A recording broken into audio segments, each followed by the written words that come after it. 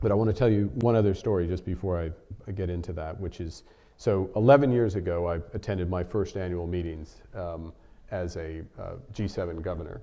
That was the meeting that followed on from the collapse of Lehman Brothers a few weeks before. So it was the future arriving with a bang, from the great moderation to what would be the not so great recession, from boom to bust, and from confidence to mistrust.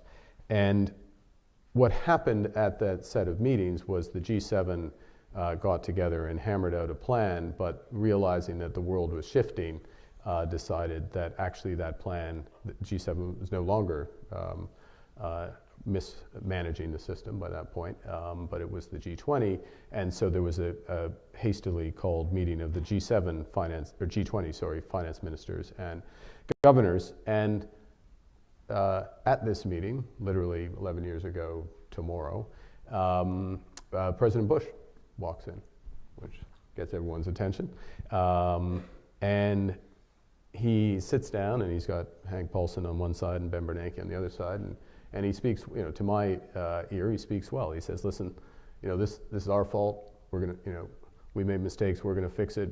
Hank, Hank's gonna take charge of, recapitalizing the bank, and Ben's gonna make sure the markets work, and we need your help. We need everyone to come in behind it. Admits the problem, action. I'm walking out and thinking, wow, that was pretty good. That's pretty impressive. We'll all get behind this. And one of my more experienced G7 colleagues, central bank colleagues, says, this guy says, I met Gorbachev once.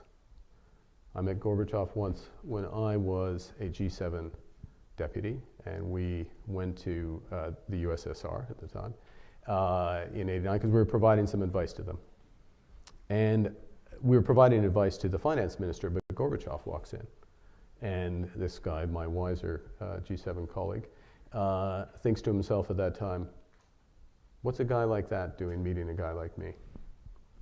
These guys are in more trouble than they're letting on. And I'm thinking exactly the same thing right now about the Americans.